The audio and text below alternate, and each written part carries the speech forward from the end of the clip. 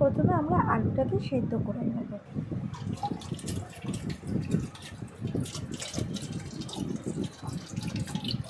তারপর আলুটা যখন সেদ্ধ হয়ে যাবে কিছু মশলা গুঁড়ো দেব স্ম্যাশ করে আলুটার উপরে গোল গোল ছোটো ছোটো করে নেবো, যে যেরকম শেপ পারো দিতে পারো। তারপরে আমরা শুকনো বেসনে একটু ডিপ করে দেন বেসনের একটা গোলা বানিয়ে নিতে হবে ঠিক করে, ওই গোলায় ডুবিয়ে আস্তে আস্তে এরকম আমার মতন করে ছেড়ে দিতে হবে ছাকা দিয়ে।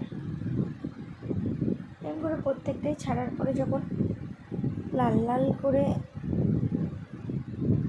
চিপসগুলো হয়ে যাবে দেন আমি ওটাকে ডবল কোট করে ভেজেছি। এটা একবার ভেজে নিয়েছি, তারপর আবার রিকোট করে আবার আমি একবার ভেজে নিয়েছিলাম আলু ফুলুরিগুলোকে।